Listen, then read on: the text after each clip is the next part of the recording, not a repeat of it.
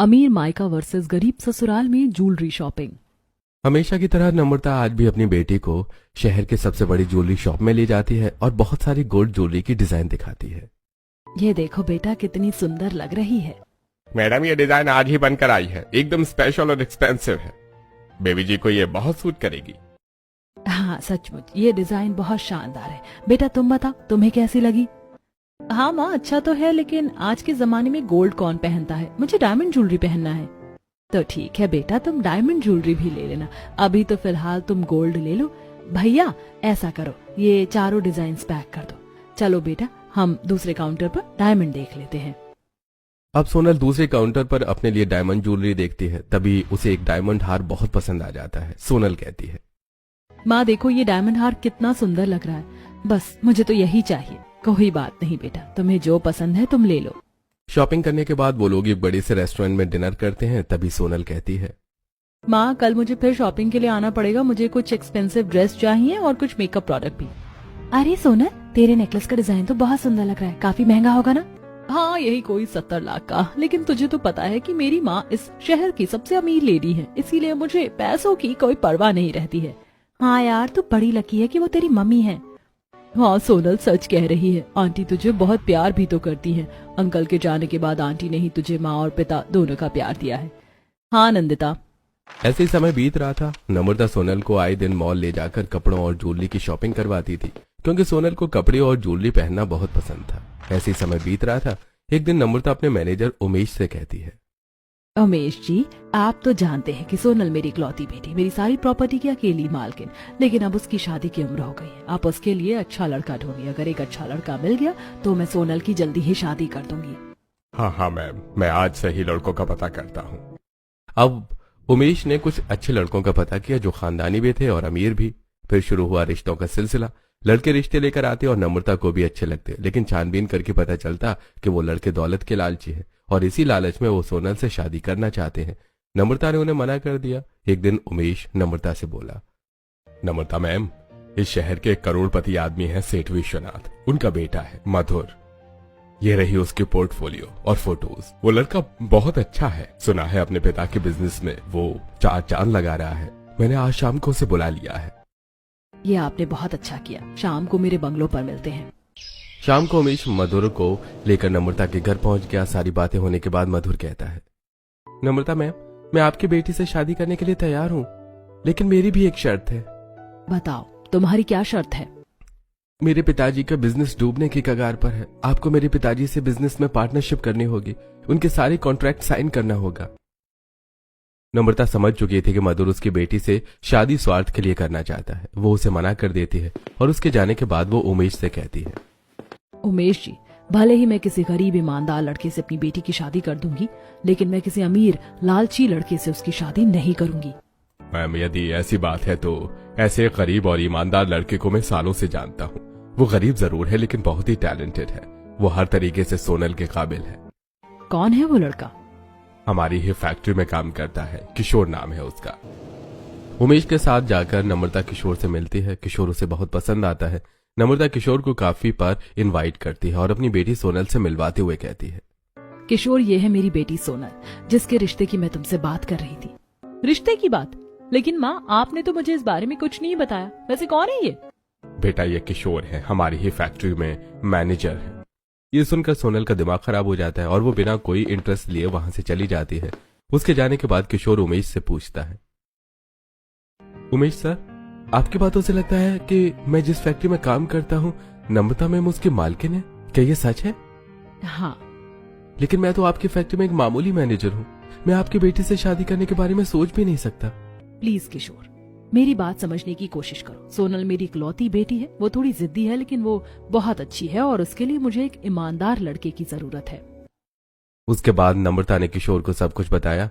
ये सब सुनकर किशोर कहता है, ठीक है मैम, यदि सोनल को मुझसे शादी करने के लिए तैयार हो तो मैं उनसे शादी कर सकता हूँ, पर मेरी एक ही शर्त है। मुझे आपकी दौलत में से कुछ भी नहीं चाहिए। आप सिर्फ सोनल को 2 जोड़ी कपड़ों में विदा करेंगे मैम। मैं आपको विश्वास दिलाता हूँ कि मैं सोनल को बहुत खुश रखूंगा। नम्रता किशोर की बात पर हाँ कर देती है। दूसरी तरफ सोनल का दिमाग खराब था। वो अपनी सहेलियों से मिलती है और उन्हें सारी बातें बताती है और कहती है, यार समझ नहीं आता, माँ ने अपनी फैक्ट्री के मैनेजर से मेरा रिश्ता करने के बारे में सोचा भी कैसे। कहा मैं एक करोड़पति की बेटी और वो मामूली मैनेजर, भला मैं उस मैनेजर से शादी कैसे कर सकती हूँ? बिल्कुल नहीं। वैसे भी तुझ में चाहे कितने भी टैलेंट हो, लेकिन वो एक गरीब लड़के के साथ जीवन गुजारने का टैलेंट नहीं है तुझ में। देख प्रिया, तुझे पता है कि मुझे चैलेंज एक्सेप्ट करने की बुरी आदत है, मुझे चैलेंज मत करना। सोनल, प्रिया के साथ साथ मैं भी तुझे इस बात पर चैलेंज करती हूँ कि तू एक गरीब लड़के के साथ जिंदगी नहीं गुजार सकती। ये बात है तो लगी शर्त। सोनल, ये तू कैसी बातें कर रही है? शादी ब्याह के फैसले शर्तों पर नहीं होते, बल्कि ये तो दिल के रिश्ते हैं, दिल से होते हैं। मुझे ये सब पता नहीं, लेकिन मैं इस गरीब लड़के से शादी करके निभा के भी बताऊंगी। दरअसल सोनल बहुत लाड प्यार में पली थी। उसे जीवन की हकीकत का कोई अंदाजा नहीं था। वो अपने खिलाफ की गई हर बात को चैलेंज समझती थी और चैलेंज एक्सेप्ट करने में उसे मजा आता था। इसीलिए वो घर पहुंचती और अपनी माँ से कहती है, माँ, तुमने मेरे लिए जिस लड़के से बात की थी वो मुझे पसंद है, मेरी उससे शादी करवा दो। क्या तू सच कह रही है बेटा? मुझे तो लगा कि तू नहीं मानेगी। नहीं माँ, मुझे ये रिश्ता मंजूर है। किशोर के घर वाले भी मान जाते हैं और इस तरह सोनल और किशोर की शादी तय हो जाती है। कुछ ही दिनों में उनकी शादी का दिन भी आ जाता है। सभी मेहमानों के बीच सोनल की सहेली बबली उससे मिलने आती है और कहती है, सोनल, शादी मुबारक हो। क्या मुबारक हो? तुझे तो पता है ना कि मैं ये शादी सिर्फ एक शर्त के लिए कर रही हूँ। मैं मानती हूँ सोनल कि तूने शर्त लगाकर बड़े बड़े टास्क किए हैं, लेकिन शादी जिंदगी का फैसला है, कोई शर्त नहीं। तो इस शर्त की बातों को भूल भाल के अपने पति के साथ प्रेम से अपना रिश्ता निभाना। दोनों की धूमधाम से शादी हो जाती है। किशोर की शर्त के मुताबिक सोनल सिर्फ 2 जोड़ी कपड़ों में ही अपने ससुराल आ जाती है। सोनल के ससुराल में उसकी सास अंबिका और उसकी नंद राधा मिलकर उसका बहुत प्यार से स्वागत करते हैं।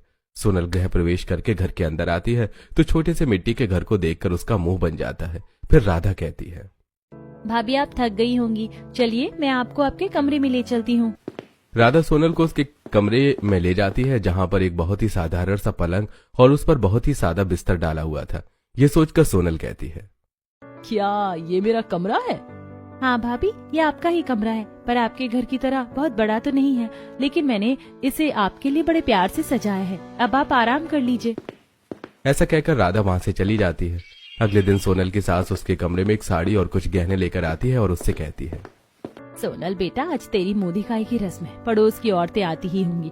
मैं तेरे लिए ये बहुत सुंदर सी साड़ी मंगवाई थी बाजार से, ये ले, तू इसे पहनकर तैयार हो जा। ऐसा कहकर अंबिका साड़ी और गहने वहीं रखकर चली जाती है। तभी किशोर वहां आता है। सोनल साड़ी और उन गहनों को देखकर मुंह बनाते हुए कहती है, देख रहे हो तुम, ये लोकल बाजार से लाई हुई साड़ी और ये रोड साइड से खरीदी हुई ज्वेलरी, ये मैं पहनूंगी अपनी पहली मुंह दिखाई की रस्म पर। कभी नहीं, मैं ऐसी 3rd क्लास चीज नहीं पहनती, तुम्हें अच्छी तरह पता है। देखो सोनल, तुम्हें तो पता है कि मैं तुम्हारी माँ की तरह करोड़पति नहीं हूँ।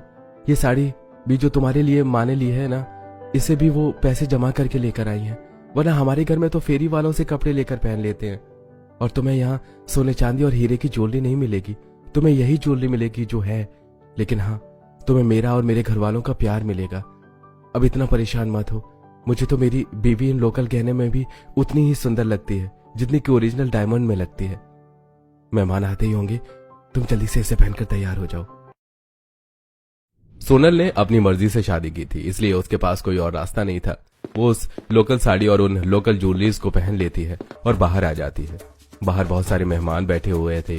वो सोनल को देखकर उसकी बहुत तारीफ करते हैं। ममता कहती है, वाह अंबिका, तेरी बहू तो लाखों में एक है। अंबिका के साथ साथ सोनल के सभी घरवाले सोनल की तारीफ सुनकर बहुत खुश होते हैं। ऐसे ही समय बीत रहा था। सोनल को अपने नए ससुराल में एडजस्ट करने में बहुत दिक्कत हो रही थी, लेकिन साथ ही उसके ससुराल वाले उसका बहुत ख्याल रखते थे। उसकी नंद राधा उसे कोई काम नहीं करने देती थी और उसकी सास अक्सर उसके लिए खाने पीने की चीज लाया करती थी।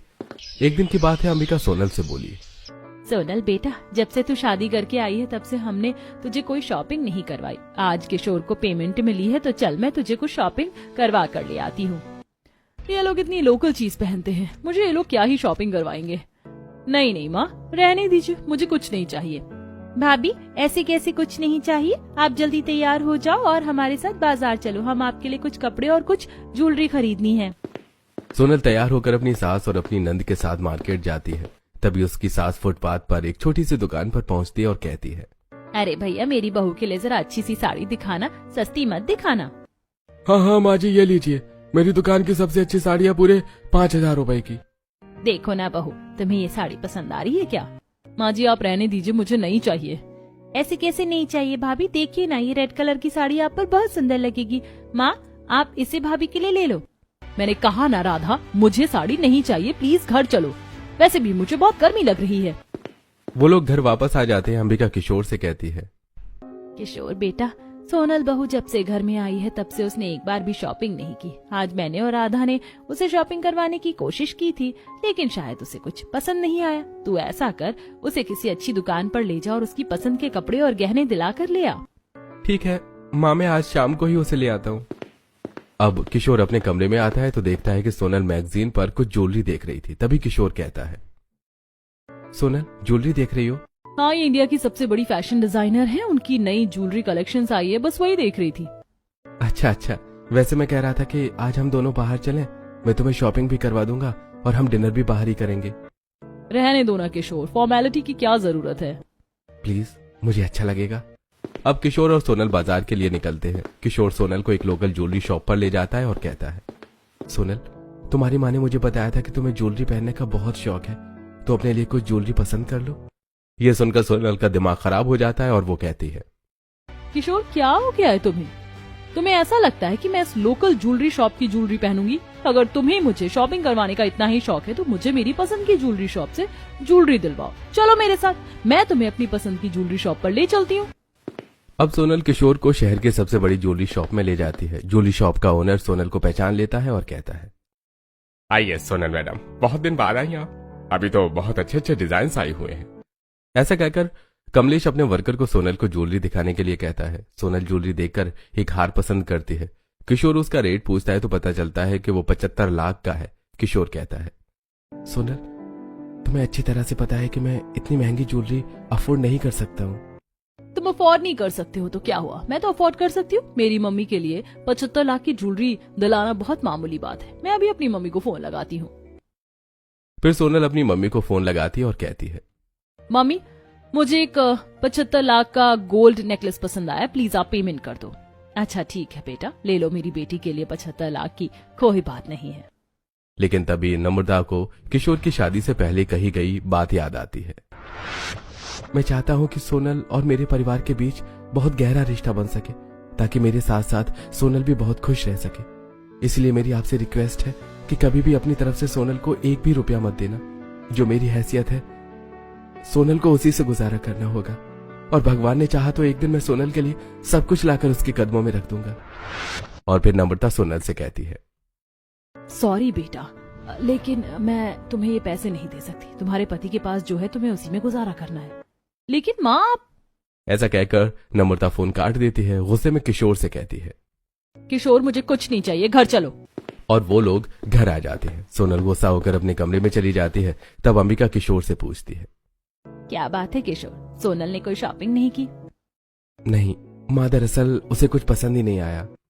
बेटा सोनल अब हमारे परिवार का हिस्सा है और उसका ख्याल रखना हमारी जिम्मेदारी है। अगर उसे कम पैसे में कुछ पसंद नहीं आता तो अपना बजट बढ़ाकर उसे थोड़ी बड़ी दुकान ले जाना। जी माँ। दूसरी तरफ सोनल अपने कमरे में जाकर रो रही थी और अपने आप से कह रही थी, मेरे मायके में तो मुझे मेरी माँ लाखों की ज्वेलरी दिलाती थी और कपड़ों की तो कभी मैंने परवाह ही नहीं की, लेकिन अपने ससुराल में मैं एक ज्वेलरी भी नहीं खरीद पाई। ऐसी एक दिन सोनल की मम्मी उससे मिलने आती है। राधा उनके लिए नाश्ता बनाती है। सभी लोग बैठकर नाश्ता करते हैं। फिर अंबिका सोनल से कहती है, सोनल बेटा अपनी मम्मी को अपने कमरे में ले जाओ और उनसे बातें करो। जी माँ जी। सोनल अपनी माँ को अपने कमरे में ले जाती है। तब नम्रता सोनल से पूछती है, सोनल कैसी है बेटा, तेरे ससुराल वालों के साथ तू खुश तो है ना? नहीं माँ, मैं बिल्कुल भी खुश नहीं हूँ। तुमने कितने गरीब घर में मेरी शादी कर दी है। चलो मैंने अपनी शर्त के चक्कर में कुछ नहीं सोचा, लेकिन तुम्हें तो समझना चाहिए था। तुमने किशोर के साथ मेरी शादी करके मेरी जिंदगी ही खराब कर दी। अंबिका सोनल की बात सुनकर उसे समझाते हुए कहती है, सोनल बेटा किशोर एक बहुत अच्छा और ईमानदार लड़का है। उसे हमारे पैसों का कोई लालच नहीं और वो तुमसे बहुत प्यार करता है। उसके घर वाले भी बहुत शरीफ हैं और तुम्हें बहुत चाहते हैं। आज नहीं तो कल तुम्हें इस बात का एहसास होगा कि तुम्हारी माँ ने जिससे तुम्हारी शादी की है वो सचमुच बहुत अच्छा लड़का है और उसके जैसा जीवन साथी किस्मत वालों को ही मिलता है। अंबिका ऐसे कहकर वहां से चली जाती है। ऐसे कुछ दिन और गुजर जाते हैं। दिवाली आने वाली थी और दिवाली की तैयारियां हो रही थी। अंबिका ने सोनल से कई बार शॉपिंग के लिए पूछा, लेकिन सोनल ने मना कर दिया। फिर दिवाली के दिन अंबिका और राधा सोनल के पास एक साड़ी और कुछ गोल्ड ज्वेलरी लेकर आई और अंबिका उसे सोनल को देते हुए बोली, सोनल बेटा, ये तेरी पहली दिवाली, इसीलिए हम अपनी तरफ से कोई कमी नहीं करना चाहते। देख, मैं तेरे लिए कितनी सुंदर साड़ी लाई हूँ और साथ में ये गोल्ड ज्वेलरी भी, और इसकी डिजाइन बहुत ही यूनिक है। राधा ने पसंद की है, तुझे भी पसंद आएंगे। हाँ भाभी, एक बार खोलकर तो देखो। सोनल उन लोगों के कहने पर जैसी ज्वेलरी खोलकर देखती है तो उसके चेहरे पर चमक आ जाती है, क्योंकि वो सोने के गहने बिल्कुल न्यू डिजाइन के थे और वो काफी चमकदार और खूबसूरत थे। सोनल खुश होते हुए कहती है, माँ जी, ये तो कल्याण ज्वेलर्स की डिजाइन हैं, ये उनकी नई डिजाइन हैं। सोनल को ऐसे खुश देखकर अंबिका और राधा भी बहुत खुश हो जाती हैं। अब सोनल साड़ी और ज्वेलरी पहनकर तैयार हो जाती है और बाहर आती है। किशोर भी सोनल को देखता ही रह जाता है। तभी सोनल अंबिका से कहती है, माँ जी, मैं अपनी कुछ फ्रेंड्स को दिवाली सेलिब्रेट करने के लिए यहाँ बुला लूं? हाँ हाँ बेटा, क्यों नहीं। अब सोनल अपनी कुछ सहेलियों को फोन करके दिवाली सेलिब्रेट करने के लिए अपने घर बुला लेती है। राधिका और अंबिका सबके लिए नाश्ता बनाती है। सभी लोग साथ में नाश्ता करते हैं। तब निक्की कहती है, अरे वाह सोनल, तेरी गोल्ड ज्वेलरी तो बहुत सुंदर लग रही है। हाँ, मुझे मेरी सासू माँ ने गिफ्ट की है। यार, ये तो बहुत महंगी है। तू तो बता रही थी कि तेरे ससुराल वाले ज्यादा अमीर नहीं है, तो इतनी महंगी ज्वेलरी। खैर कोई बात नहीं, सचमुच तेरे ससुराल वाले बहुत अच्छे हैं। थोड़ी देर बाद उसके सभी दोस्त चले जाते हैं। फिर वो अपनी नंद से पूछती है, राधा, एक बात बताओ, ये ज्वेलरी तो बहुत महंगी है, फिर माँ के पास इतने पैसे कहाँ से आए कि वो इतनी महंगी ज्वेलरी खरीद सके? भाभी, दरअसल ये सोने की ज्वेलरी नहीं है, बल्कि चांदी की ज्वेलरी है। इस पर सोने का पानी चढ़ा है, इसीलिए ये हमें बजट में मिल गई। माँ बहुत दिनों से आपके लिए ज्वेलरी खरीदने के लिए पैसे इकट्ठा कर रही थी और उसी से माँ ने ये खरीदी है।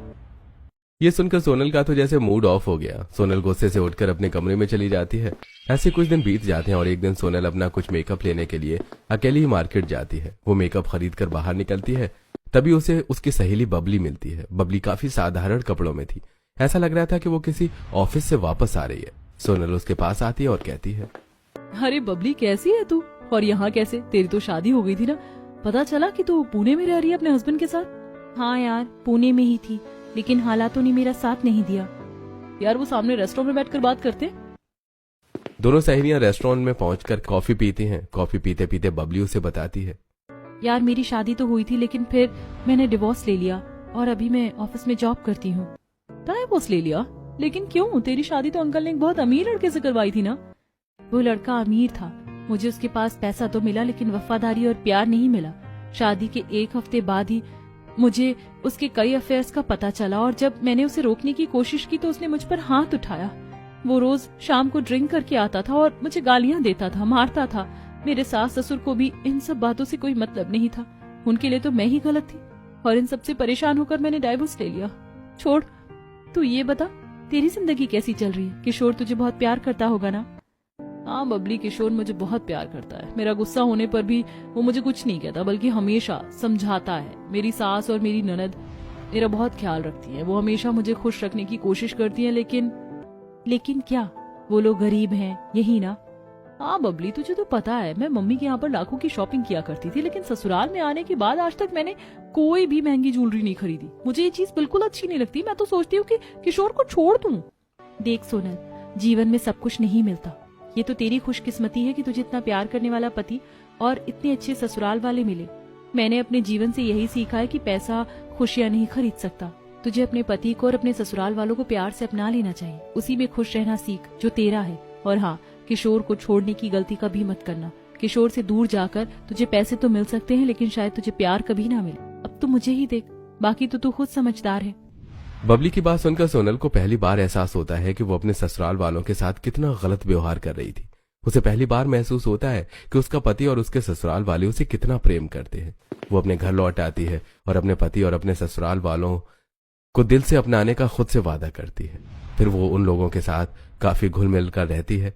ऐसी समय बीत रहा था। कुछ दिनों बाद किशोर के एक रिश्तेदार के यहाँ शादी थी। सोनल की सास उससे कहती है, सोनल बेटा, तुझे तो पता है ना, किशोर की बुआ के घर शादी है, तो क्यों ना आज हम शॉपिंग पर चले?